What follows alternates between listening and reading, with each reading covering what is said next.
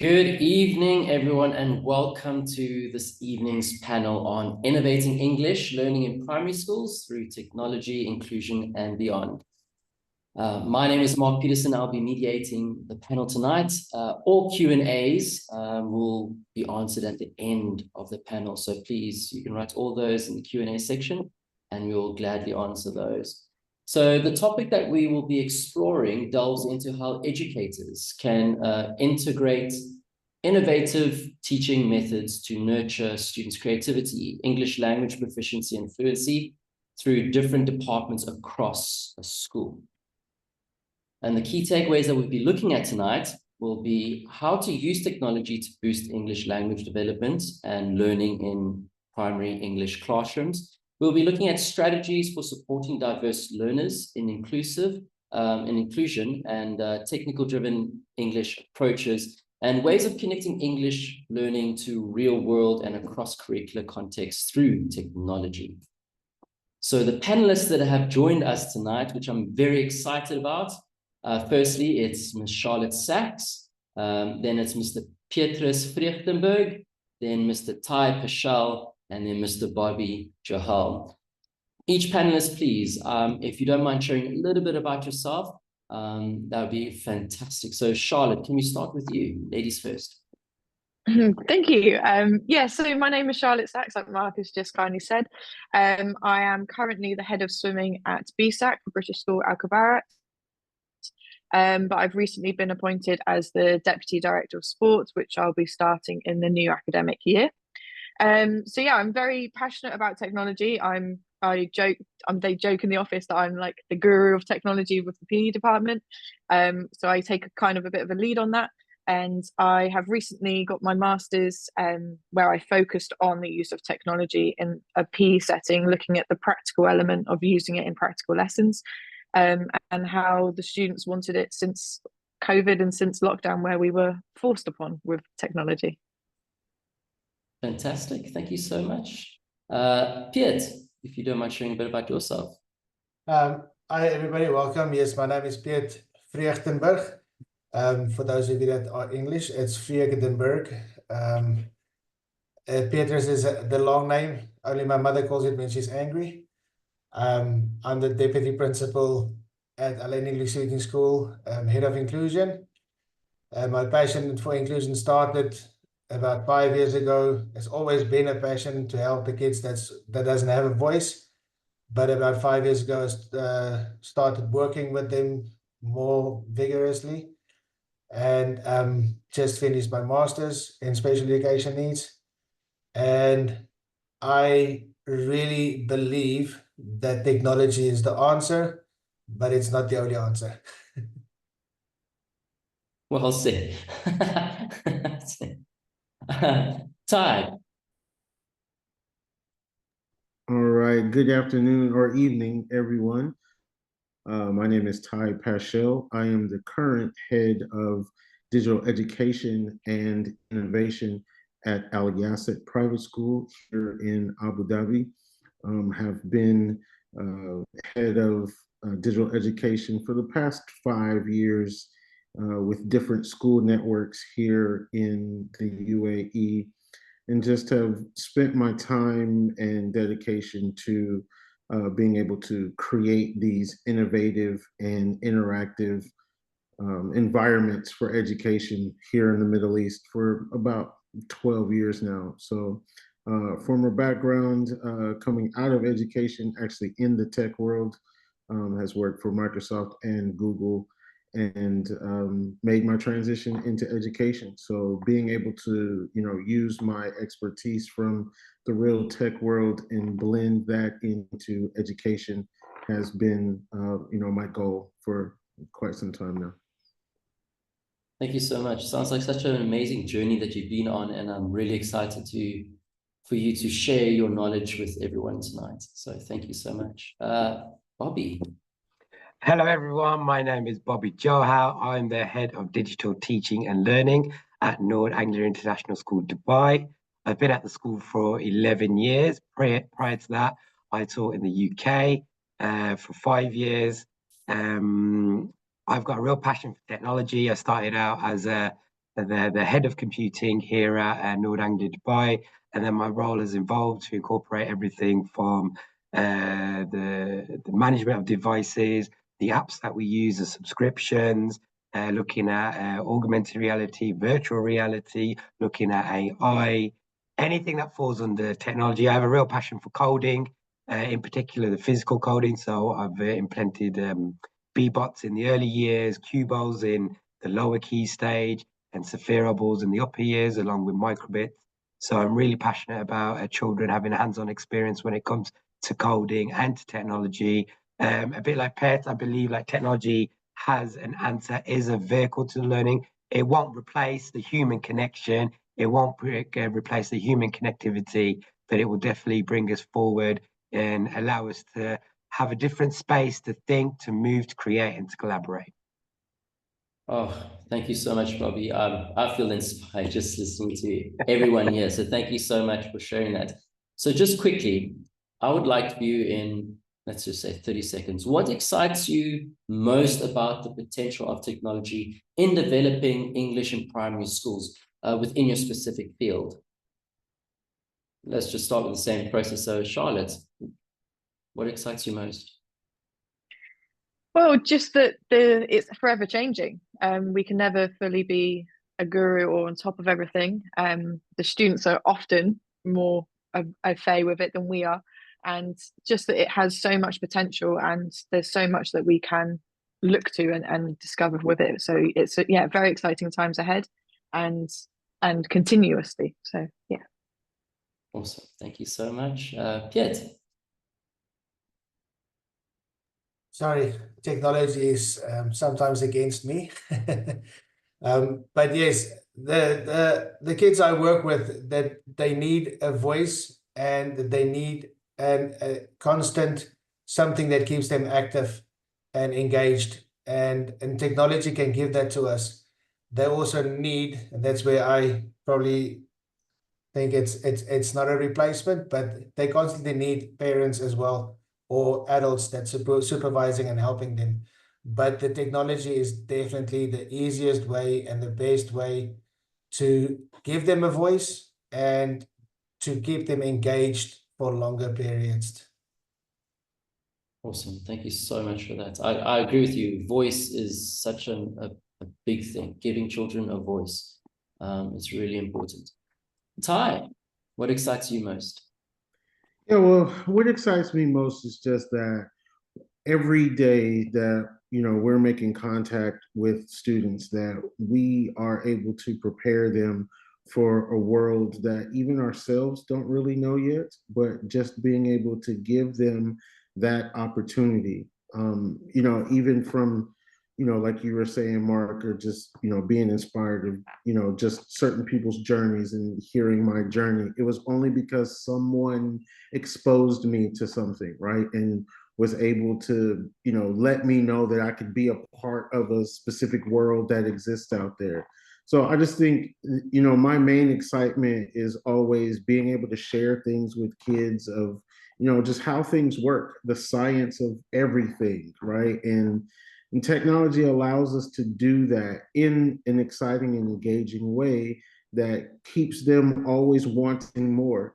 And so just being able to shape that for young students, that they never would have known that they could be that person when they grow up, and giving them that opportunity and knowledge. And it's happening at such a 10x pace now with technology and artificial intelligence. But just being able to allow students to have that agency and that control over what they could then learn and do and be, and that's the most exciting part.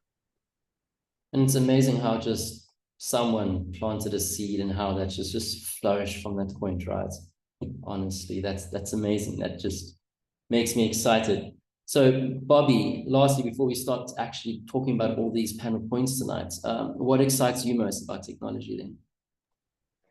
I think all the fellow panelists have summed up it beautifully, really. I don't think there's any more I can add, other than I just think it gives children that unlimited potential, right? I think that's something that we always need to remember, that children have unlimited potential. And I think with the aid of technology as a vehicle to that, they can tap into that unlimited potential and be more or less anything that they want to be. So anything they can dream, they can definitely achieve with the support of technology and their own personal belief. Oh, yeah. Everything starts with the dream, right? Everything starts with the dream.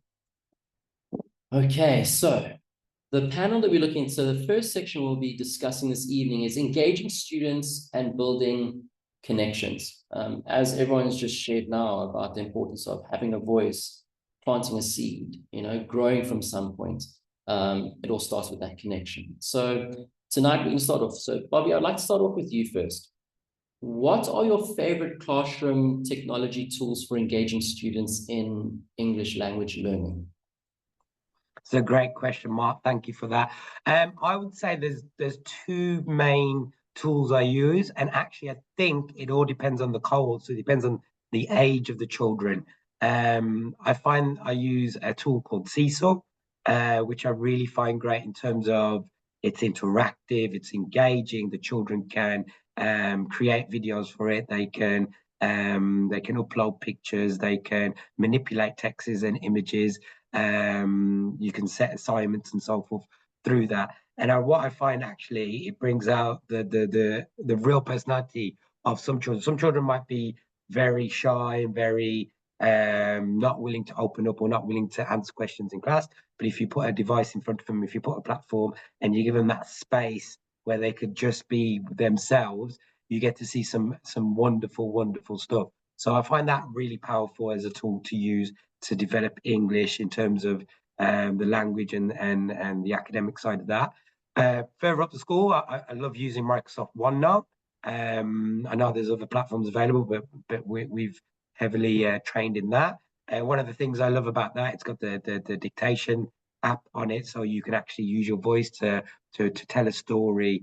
You can use your voice to answer questions, and children find that really powerful because then they can edit and improve their work, because a lot of children do find it difficult to transfer their ideas on paper, or you do find those children that are so articulate, but then you don't have any written evidence of that. And because of the way our assessments are set and the way we grade papers and the way the education system is in general, because you need a measure for everything, some children never get the opportunity to really show themselves. And the beauty of Microsoft OneNote as well is that it has an immersive reader function, so it actually reads it back to you, so you can then actually have your work read back to you. And I also think when it comes to writing in particular, audience is everything, right? So if the children know they've got an audience, they know it can go out anywhere or to not just a teacher, but parents can see it as they can see. So your teacher can share it. You can share it with other teachers in an instant. Like, children really buy into that. And I think that's one of the two tools that I really enjoy using, depending on the age of the children, that I really think has a massive impact. Oh, I love what you said there when you said about providing students with a platform where they can just shine and show themselves, right? Where you wouldn't normally see that from a child. So thank you so much for sharing that. Sorry. So thank you very much for that. So Ty, now leading with technology, I would like to know what you could add to what Bobby has just said now. So what innovative tools or platforms should school prioritize then for English language development? I know that Bobby just mentioned like Seesaw as an option. So what other options could school should prioritize for that? Well, again, it's just a buffet of choices, right? And a lot of times you just get down to Pepsi, Coke kind of thing when you just have these choices, right? It really does become preferential. But in my case, when I'm building up systems, I always have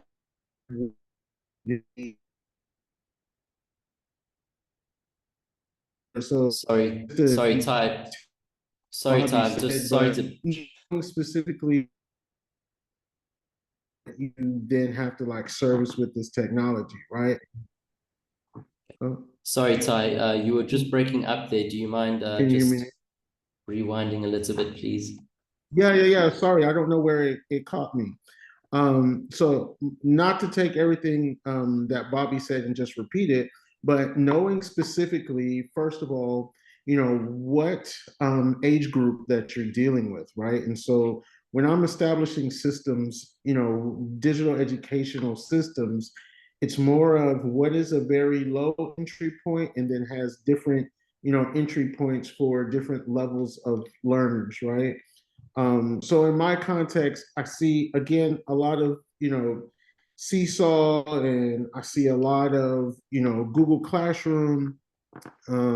We see a lot of saying just those digital LMS. Ed Puzzle is another great one. Again, is this multimodal, right? So again, what Bobby said, if you have different ways to create the same product, right? So one kid can give a voice recording, one kid can give video annotation, or one kid can submit a drawing and then annotate that. Class Kick for older students, and I can watch and monitor at the same time of them doing whatever they're supposed to do. So like those things, but then of course sometimes you have limitations to devices. That's always been a hurdle that schools have to go through. Are we bringing our own devices, or is devices provided? So I always try to find something that's agnostic, but most schools, they do have certain C-suites of workspaces. So you could be a Google school, so let's deal with Google Workspace, or you could be a Microsoft school, so let's deal with and find all those tools and apps that that we all learned during the pandemic, because we had nothing else better to do, to click on apps and then to be like, oh, what does this do? So being able to turn that into real-time lesson feedback, real-time lesson content creation. So just kind of focusing on those three things: content that you can use technology to create for your students, content that they can, or devices and tools that they can create with, right? And then being able to give proper feedback. So those kind of the three that just agnostically, I say, if you can find anything that fits into those three kind of, pillars, then you can be on your way to, using technology properly and in the right way to get the results that you need without it being distracting. And that's so true. Thank you so much, Ty, for that. It's like for that for those key points there, because I know that you said feedback is important, and it is, and that links to age, right? Because you can't link feedback without relying on or supported by that age of things. And I think that's a very fascinating point that you pointed out there. So with that in mind, and children being able to express themselves in their own way, Charlotte, how can we tie movement in here from a PE perspective? So how can movement-based learning in PE then, supported by technology, reinforce vocabulary learning in English, maybe linking with other subjects? How would that fit? Yeah, so it gives like a kinesthetic meaning behind the language to help reinforce what they're learning. I know from my perspective, like I know I'm obviously a very sporty person, and I remember doing things rather than learning things, soaking things in, or taking things in a non-practical form. So being able to take it into a kinesthetic way, or a kinesthetic learning, enables the brains to make those links, or for those students to remember that part that they did. So like very easily we've used it in very simple situations like circuit training, adding in the technology for them to learn the types of movements their body is doing, and that obviously then links across to our science curriculum as well. But rather than having to worry about what they are learning, they remember that action, right? Oh, I remember when I did that action in that circuit training. What was that terminology? Oh, that links to that that important piece of information, that key learning point that Miss wanted me to learn. And it happens, like Ty was saying, with all the different ages, it happens at different ages, right the way up the school where they're learning how their body works, and then all the way down where we're trying to get them to use their body without them knowing how they're using their body, when they're scanning QR codes to learn what jump means, or to learn so jump, and then you'll put in the action next to it, and then they're able to make those links in a kinesthetic way rather than it just be verbally or written all the time. That's so true. I mean, and like we've spoken about before, you know, with neuroscience and the importance of movements for the form of processing, it's so important. And Piet, this is where I want to bring you in, because from a SEN perspective, movement is really important. So how can technology be used to differentiate learning for SEN students in English in the classroom?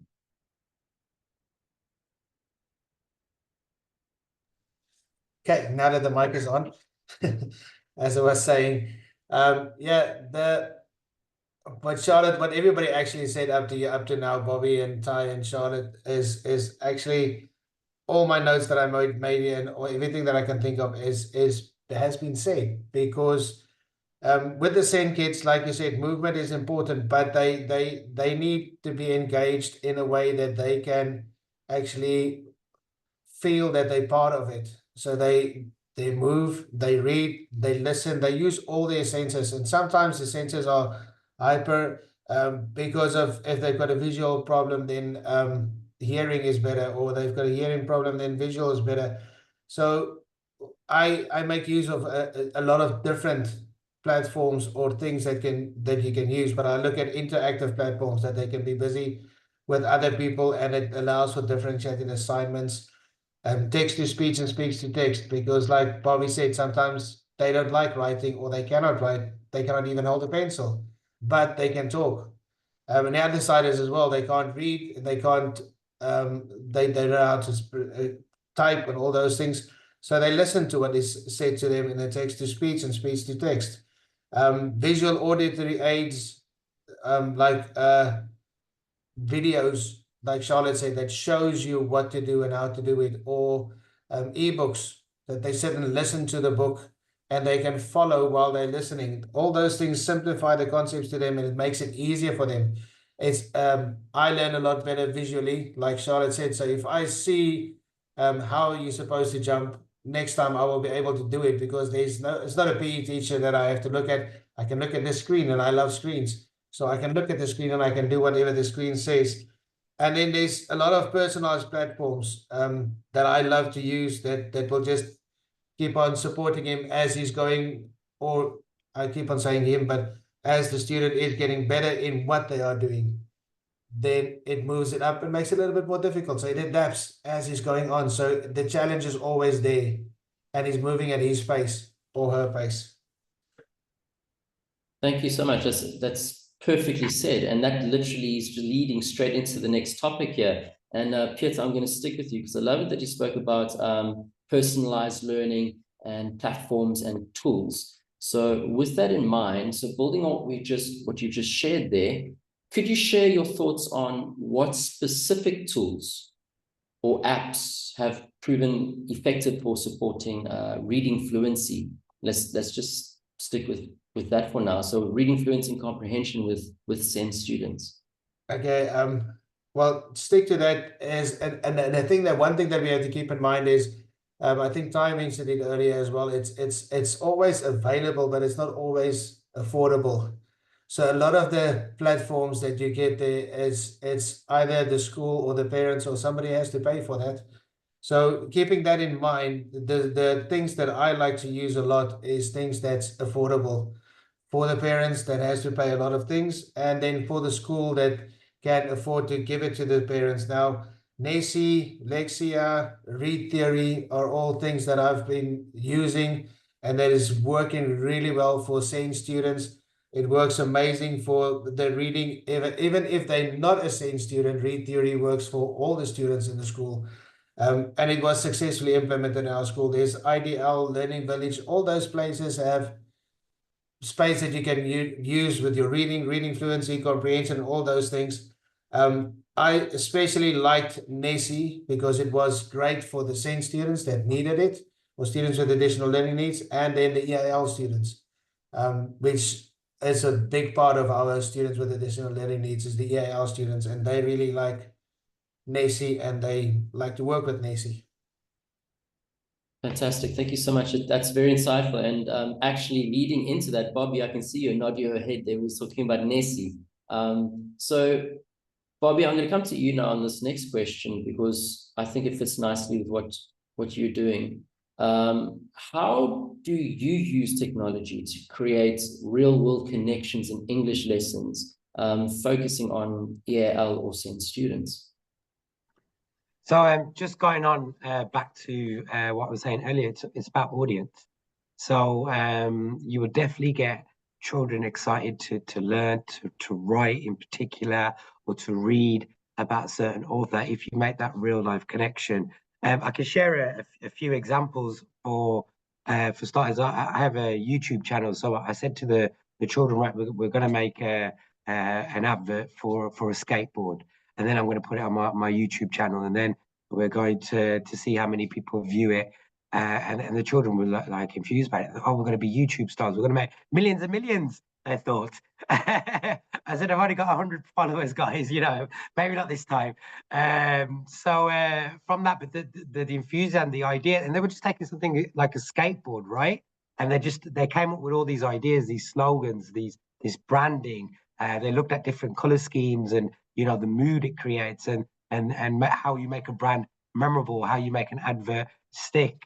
And some of the stuff they came out with was amazing. And again, like we're saying, it was the students that you wouldn't expect to have that skill set, or I don't want to say expect, because I don't want to put a ceiling on what children can achieve, but if we're going by the traditional methods and we're going by the book and by the assessments and how the education system is built, you wouldn't expect them to achieve something like that. And it's very funny that the kids that you would expect to do really, really well, that would be able to write a script or produce something on the platforms that we were using. Yeah, it was really interesting. And then the fact that we mixed those groups up and then people were bouncing off each other, that was really exciting as well. Another example as well, we were learning about the polar explorers and Robert Scott, who's a famous UK explorer. He's got an institute based in Cambridge, and I just sent a tweet out to them saying, would you be up for a Skype back in the day? This was before Teams, other platforms available, of course, Zoom. Yeah, and they replied back, and then we were in Dubai, they were in Cambridge, and we were able to live stream and have a conversation, ask questions, have a to and fro, and then we were able to read the diary entries that we had written as Robert Scott, and one of the Robert Scott's ancestors were on the call, and she was just taken back by how beautiful these were and the style. And she said, like, she's sure that her great granddad would be so impressed with the detail and the journaling of the journey that he'd taken. And those kids, and I still see those kids now. They're like year 13s now, year 12s, and they still talk about that time. Remember when we were in the auditorium and we Skyped and we read out our diary entries, and I still get those kids still visiting the same YouTube channel and saying, look what I was doing when I was 9 years old, and now I'm 17, going to university and putting through an application, and I use your channel to say, look what I was doing and look what I can do now, because it's there for them to see. And that audience changes over time. So that becomes people that are looking for them to get places on university. It becomes, younger students are seeing that to see what the older students did. So the audience just grows, and it's still like a legacy piece for them. So that's some of the way where you can make real world connections.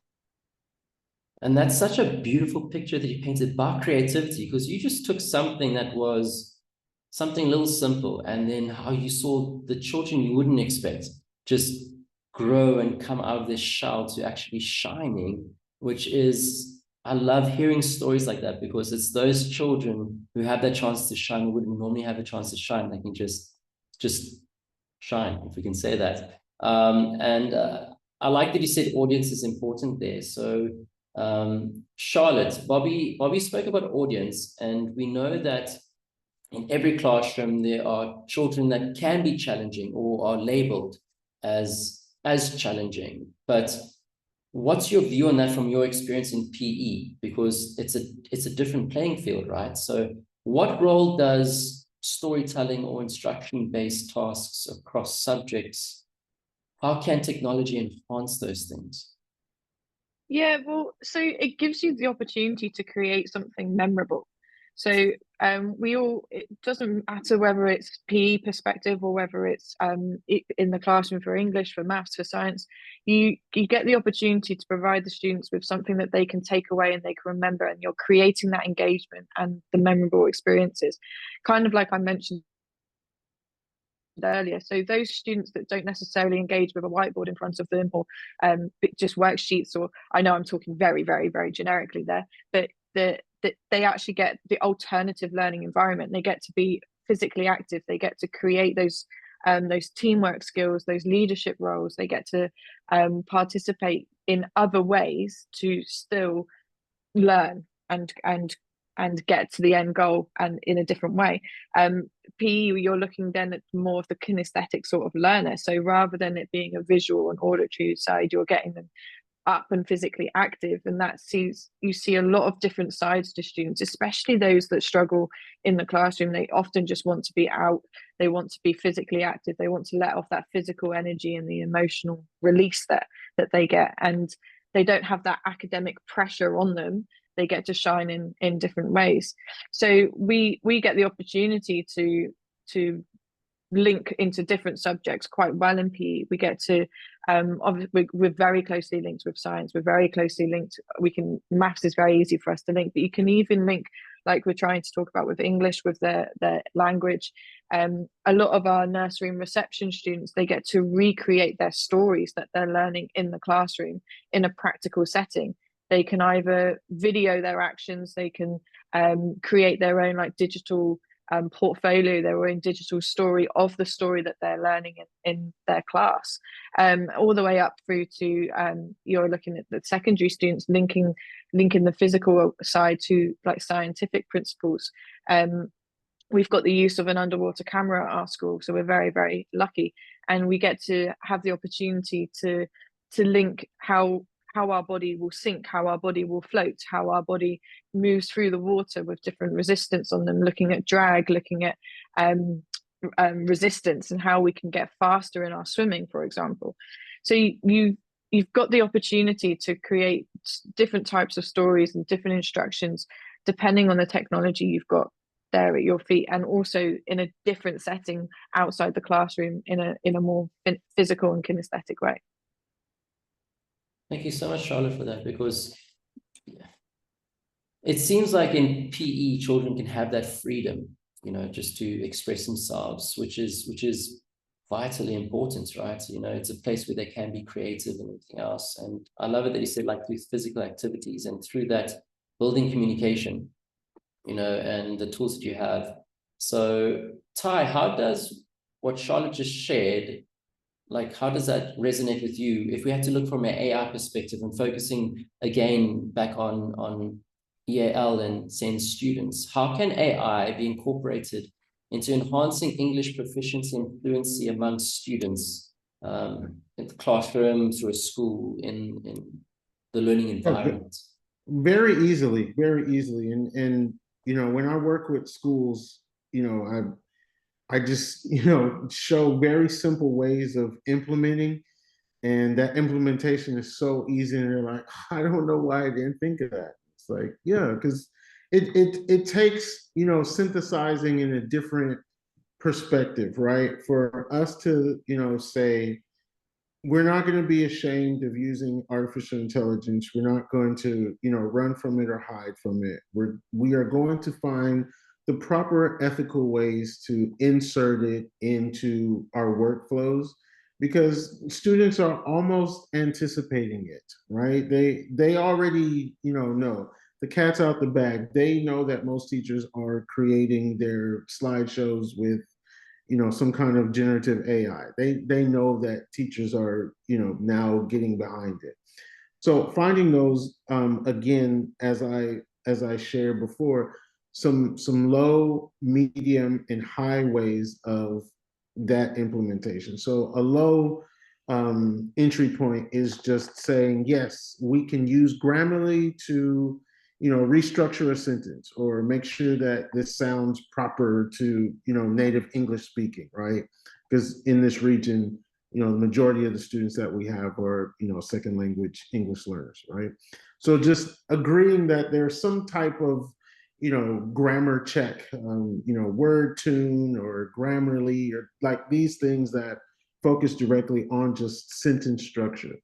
And so then that's very low. And allowing those times to just be, okay, this is a time that we remix what you've written using Grammarly, right? And we facilitate this as educators with our students. But a midpoint would be think, pair, chatbot, share. And this is something that I started doing with my social studies teams and English teams, where we're having this think, pair, share situation, but then let's actually let a chatbot enter into that feedback loop and then see what that comes from out of that. And does that change what we then share, right? Or does that even match what we paired together and said, right? So then you're having this conversation of a little bit of AI literacy at the same time of allowing it to come in where I'm actually talking about literacy as well. And then a higher point would be, grading a response. So numerous times I have given students or teachers rubrics to then let's grade, the AI. What do we think now that I know about this subject matter? And if I were to type this prompt in, what do I think is going to be the response? So that's the first level of it. So predicting it and then grading it based on that, and use a rubric for that. We've even, done almost, so taking what Bobby said, we've kind of turned that on his head and then prompt the AI chatbot to then become that person. So just here recently, our students, we did have like a small celebration for Martin Luther King Day this past week. And so we had our English language students to come in, and you think about how Martin Luther King would respond to current events that are happening in geopolitical, what's happening in conflicts now. How would he respond? And from the prompts of knowing, certain things of what Martin Luther King would respond, and then let's see what the chatbot is going to give us back, right? So just allowing the different perspective of student creation to take place, and allowing just those entry points where then students feel like they are utilizing something that's innovative, but at the same time, you're monitoring and you're guiding and facilitating that. So we're not just copying, we're allowing it to happen. So it's not taking away from any critical thinking, it's actually enhancing the thinking. And how then would I approach now knowing that this came from machine learning? So then how do we, integrate that into knowledge that we now have? I just love the way that I'm using the word love a lot, but like just it makes me excited hearing that. And I know that we chatted about this before and all these things. It's just the creativity and how that links to children just coming out of their shells, like Bobby has said, how everyone else has actually said, how you just see children in a different way. And how that's now going to link into the next topic that we're going to talk about is just like cross-curricular and creativity integration. So Bobby, Ty mentioned just spoke to us about how creative we can be with AI. So can you provide an example where a tech-based project that transformed your students' learning experience in English? Yeah, I just want to say great comments by everyone. It is a great panel discussion. One of my examples that I have is we've used Minecraft education. Of course, we're a Microsoft school, so we use Minecraft education, and that's great for making a setting. So we gave the children a task where it was like, right, okay, you need to design a setting, you need to make a character. Now that character has to have a problem. How is he going to solve that problem? And what's the ending? And without children knowing it, they had actually built their own story. And then what we did is it was on the iPad, so they then just started taking screenshots of each part of their story, and then we put it on Seesaw, and then they started writing a few words. Then we started teaching, drip feeding in, oh, what adjectives could you get in there? How would you describe that setting? And what emotions would that character be feeling? And then what did he do next? And was this the day after? So then you got your fronted adverbials in, you've got your emotive language in. And then from there, we started building it up. It's like, oh, so this section in the build, this happens, right? So then you need to link it to the next part. So then you get paragraph writing in. And the children didn't even know that they had started to write their own story. We had used all the tools or the English language word classes, etc., that we needed to use, and then that had provided them with pages and pages of their own story, which were they able then to then read out, produce, make into a little booklet, make into an online ebook, and they really loved it. And it all started from using Minecraft education, and they absolutely loved that, and that was a real fascinating thing, because they all thought, oh, we're doing Minecraft today, great, yeah. But then what we were able to do from that, I think, was really something magical and really, really something special. And I think it's some of the best work that cohort have done, and I was then able to keep that. And then every so often, when they come back or walk past my class, I'll show them, like, look, I've still got your Minecraft story here that you've done. And the beauty is, as they got older, I was able to reproduce the lesson, but then I got the kids that were older to come down and use their experiences and talk about some of their ideas. So then we had a great thing where we had cross phase. So we had children that were like 12, 13 who had done it when they were like 7, 8, teaching kids that were 7, 8. Says, oh, you should include this because then you can write about this, and then you can use this language, and then you can this opener. And it became great. And then actually it decentralized the teacher, because we were just facilitators then, right? So essentially we just gave them the parameters, we gave them a brief spec. Those older students came in and we all sat back, not with arms folded like this, like I'm just that's just a natural reaction, but we all just sat back and just watched it all and just thought, wow, that was amazing. And the learning just flew. And it's so powerful when you see student learning it, and the older students, the younger students. If you've ever, you must have all seen it in your settings. It is absolutely powerful, and it really is to see that full circle of something you started as a little idea 3 or 4 years ago to then just grow and then become this whole, overlapping continuous circle. It was really magnificent.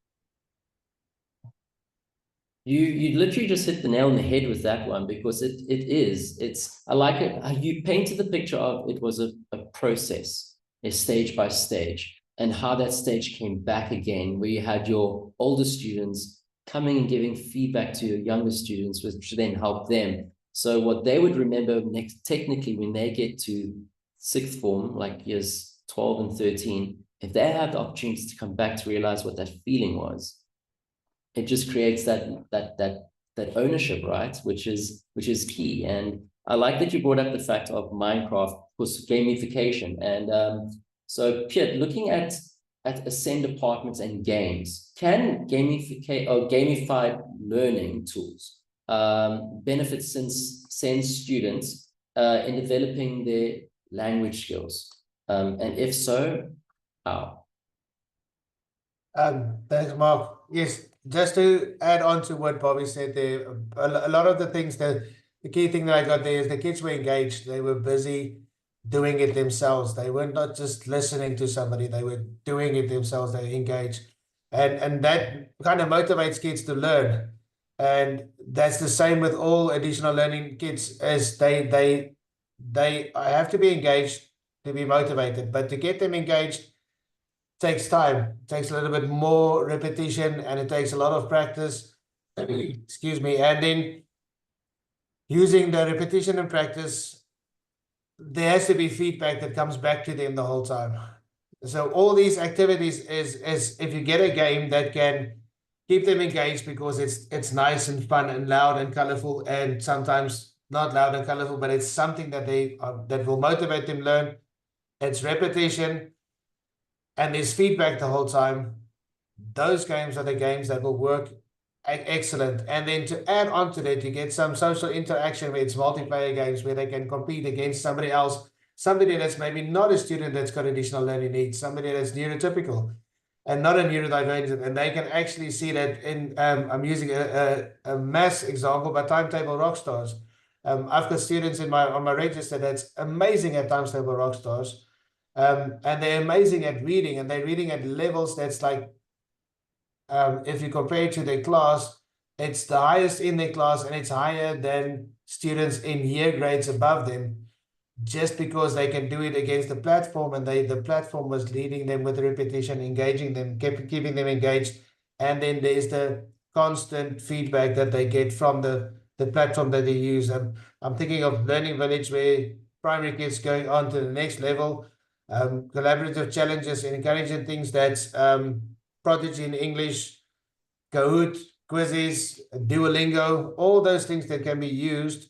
Read theory, I've said it a few times now, but read theory really helps the kids, and they can actually compare themselves to the kids in the class. And the SEN kids love, or the additional learning needs kids love, when they can see that, that kid he doesn't even have dyslexia, but I can read more than him.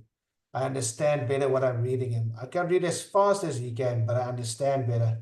And those things are all things that keeps the kids engaged and help them to think or compare themselves to the other kids. Thank you so much for that, Piet. And it is true, motivation and engagement are your two key things there, right? And with that, with repetition and development, which then builds confidence, builds self-esteem. And when children then self-reflect on that, it's just they can see themselves as making progress, which is so important.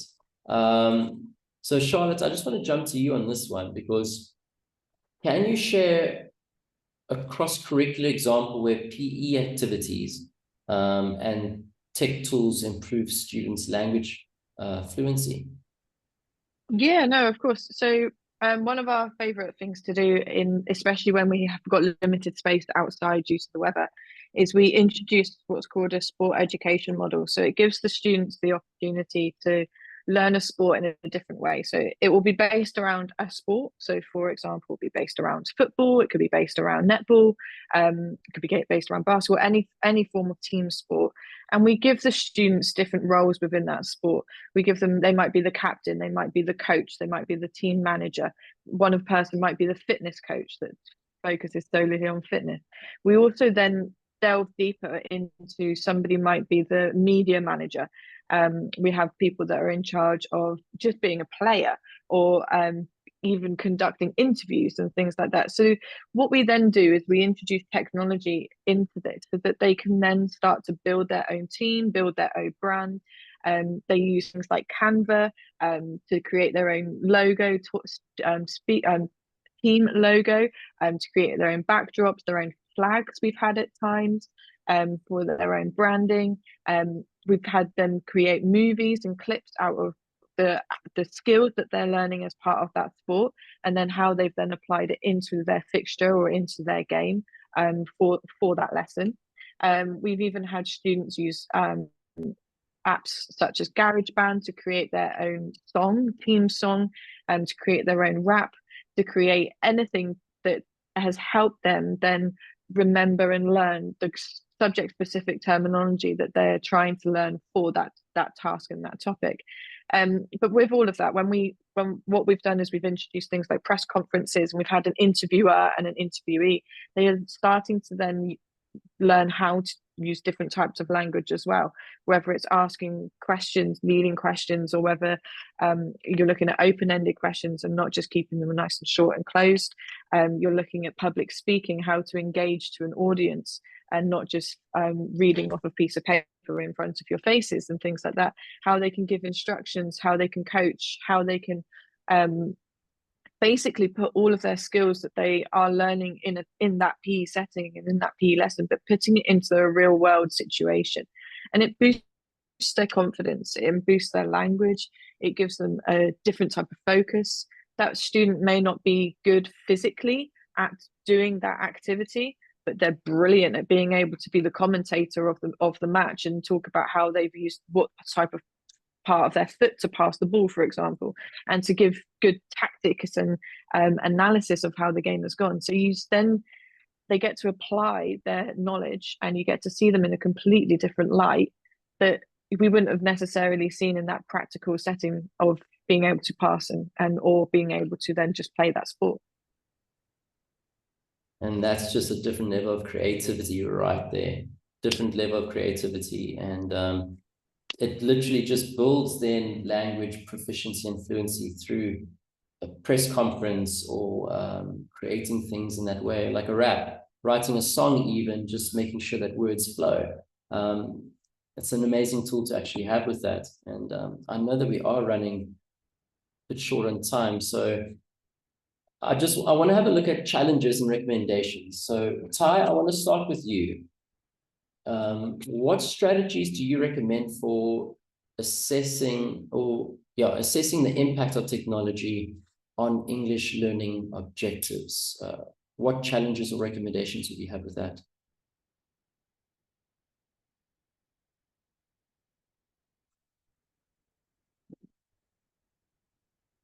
Ty, did you hear me? Yeah, it was catching up. I apologize. It was telling me my internet was unstable. I'm sorry. I was ready for the question.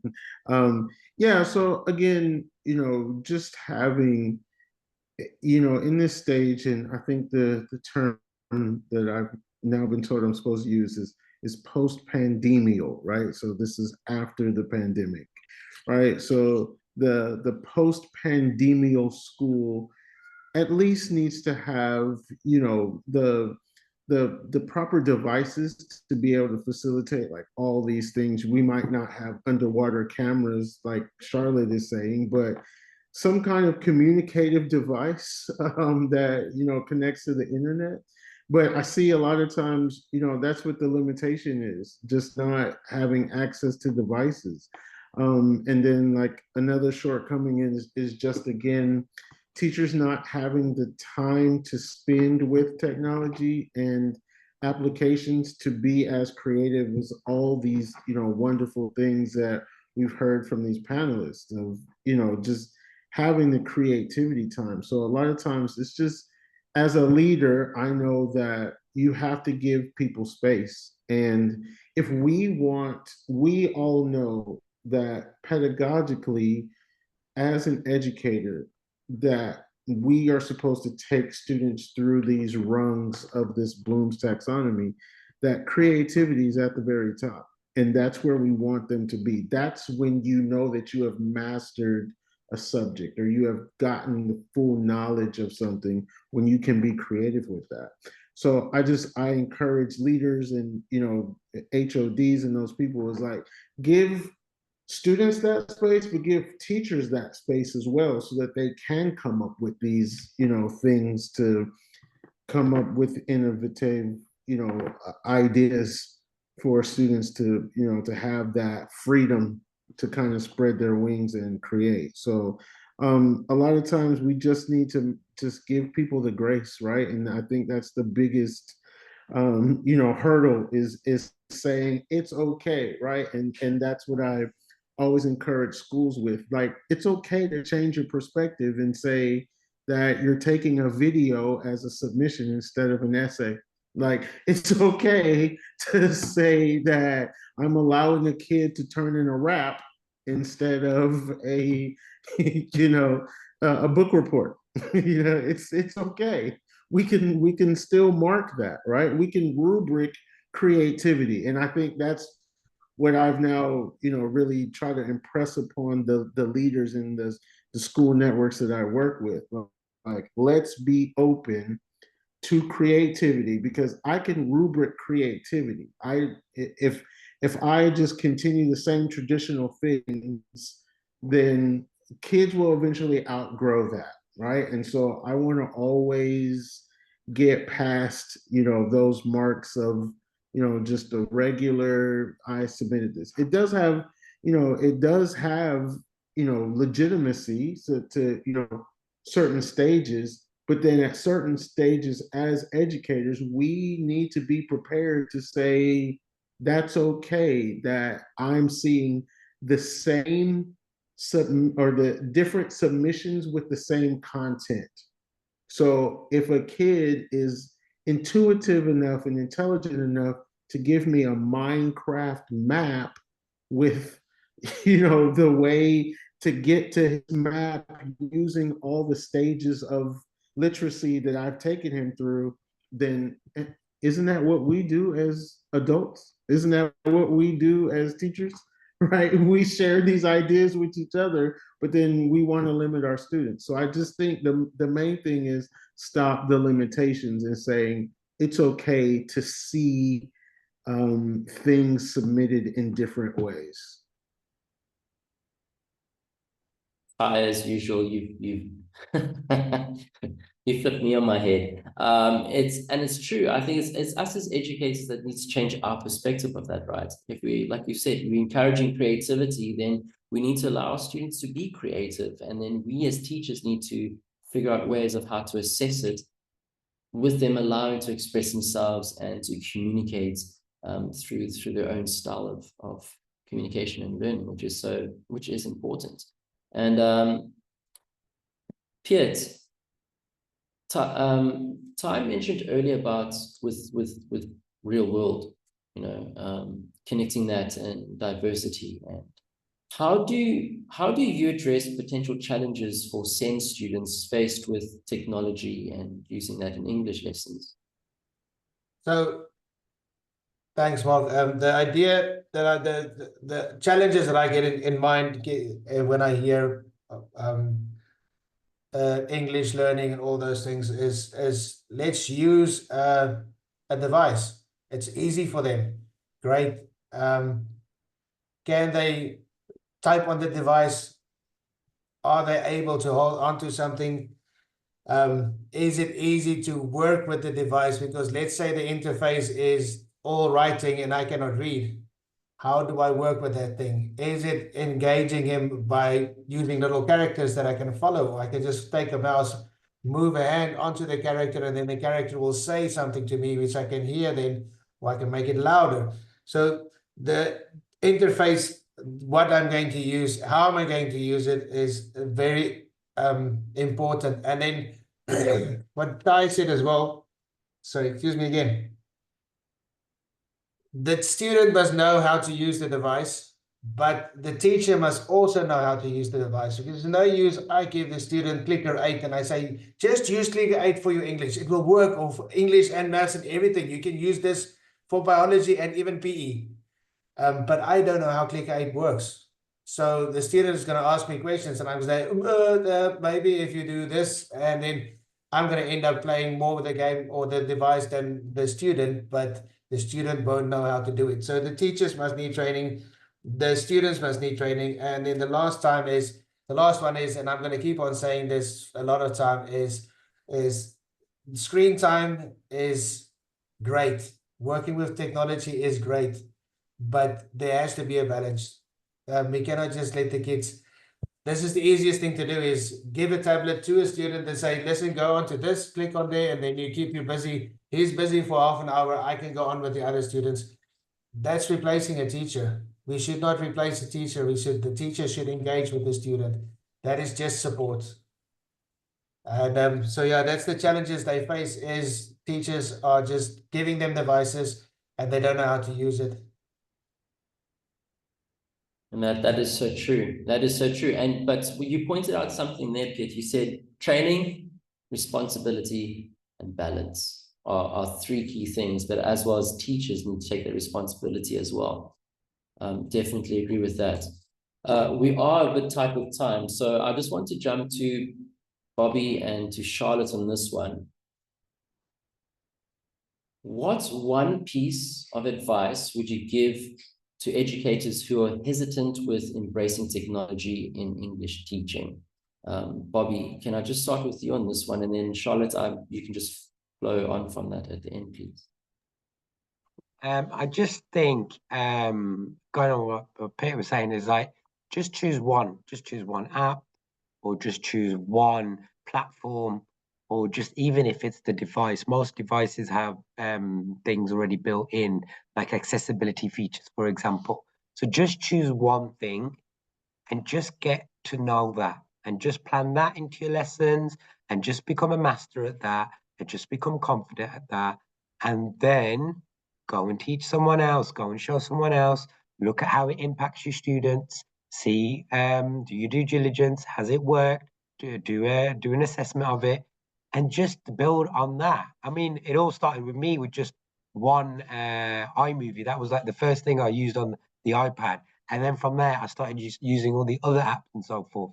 So just get really good at one app, one thing, get really confident at it, and then just make sure it's obviously age appropriate for the class you're working with, the children you're working with, and think about how it makes impact, measure that impact, assess its viability, and then go and show other people and go and spread the word, because then people will come to you and you will gain more confidence. Then you'll be like, oh, I can do it with one, I can do it with another.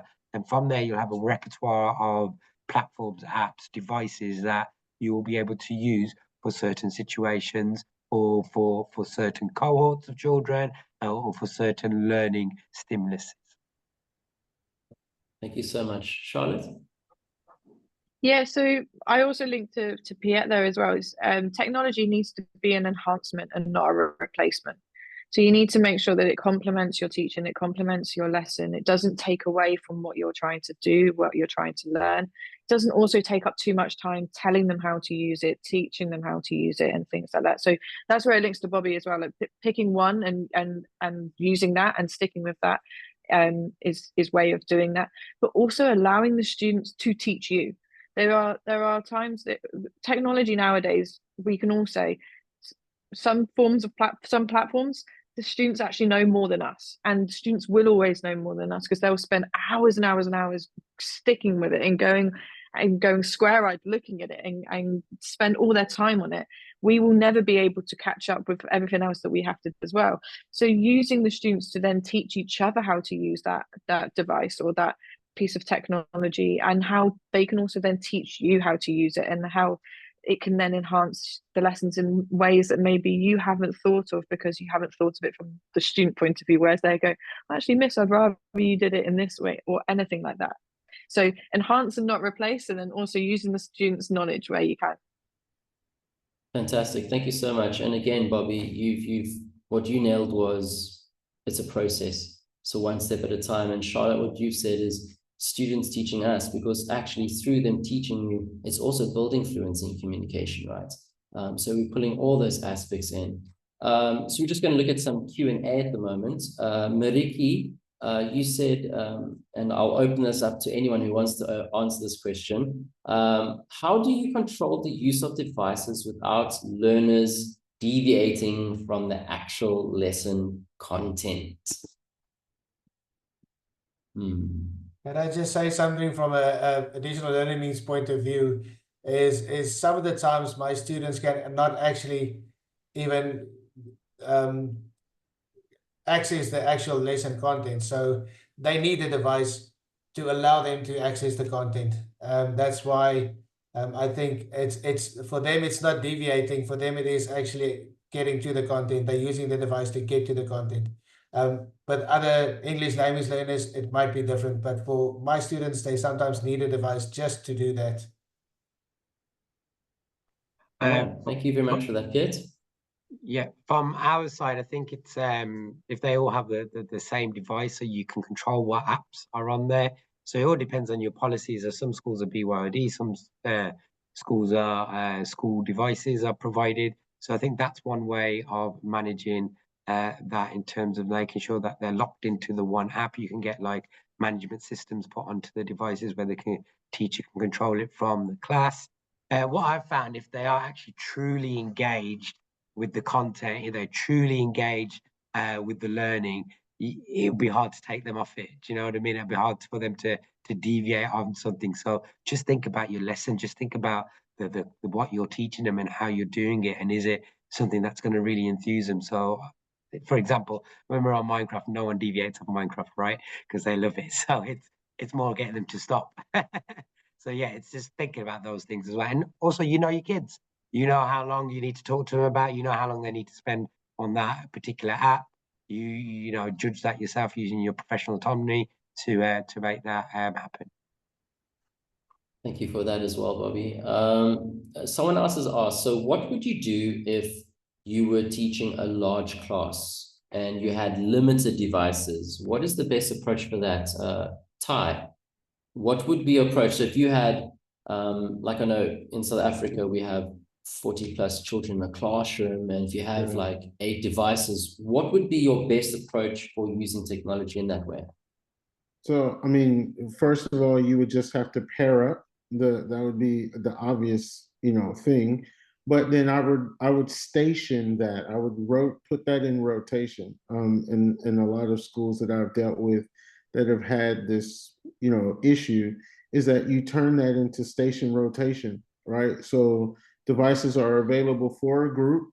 The other groups are working offline with something that is then probably required to use the devices once that rotation comes back to your area, and just thinking about what it is that you really want to teach and what the product is that you want the students to be able to prepare might be something very limited. So you might have to be okay with students just spent 10 minutes and being realistic of like what they were able to create in that space, right? So and pick it back up. Like again, this is part of being, the prep for a teacher, right? So if something that you feel would only take 2 class periods, but you're limited on devices, this may then take 4 class periods, right? So just double up,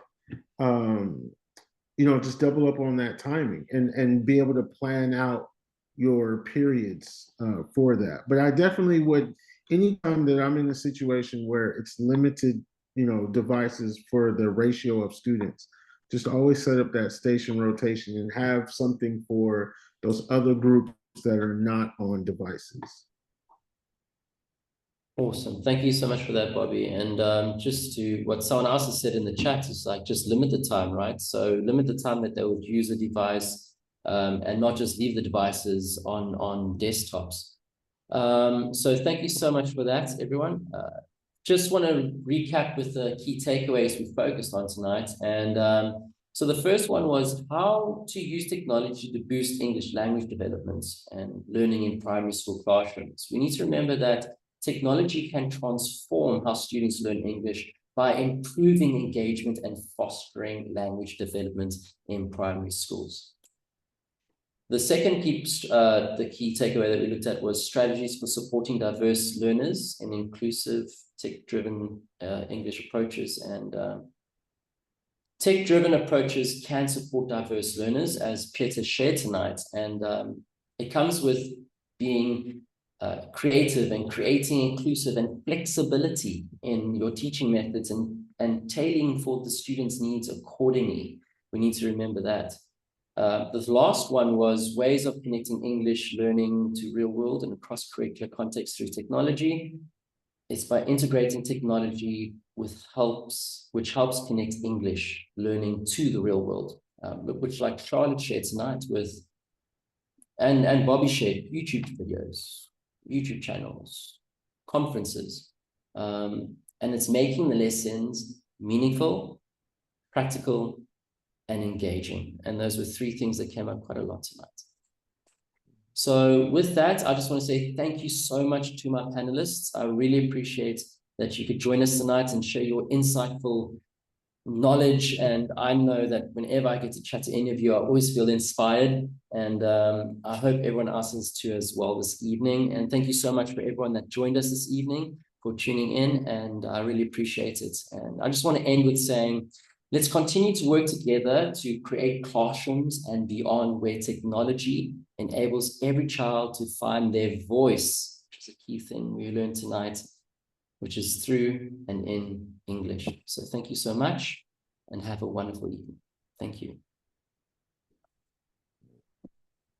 Thank you so much. Thank you. Thank you, Mark. See you guys. Thank you so much, gentlemen. Thank you so much, Charlotte. No, thank you, Mark. Thanks.